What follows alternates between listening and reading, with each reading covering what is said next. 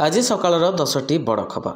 मंत्रिमंडल धरी अयोध्या पहुंचले जोगी रामलाला को कले दर्शन।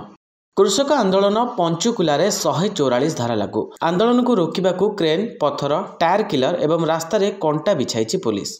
एटीएम रु टंका नुहे बाहरुची पिज्जा। पर्यटकों आकर्षण केन्द्रबिंदु पलटि मेसिन। उत्तर भारत में पिज्जा एटीएम प्रथम थर पर इनस्टल कर न्याय दाबी दिल्ली अभिमुखे चाषी। 16 रे भारत बंद डाकरा। थाना युवक उन्मक्त कांड।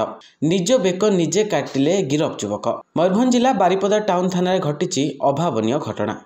किस्र रेकर्ड संख्यक परीक्षार्थी 10म और द्वादश छात्र छात्री देवे परीक्षा।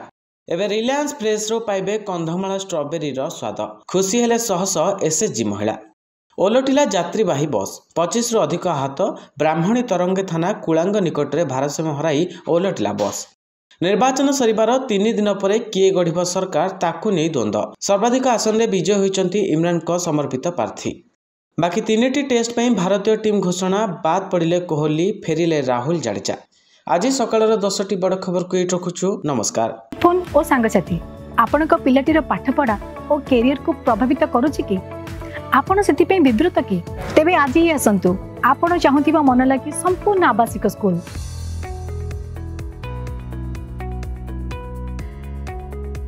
टीएससी गुरुकुल गोठपाटण भुवनेश्वर।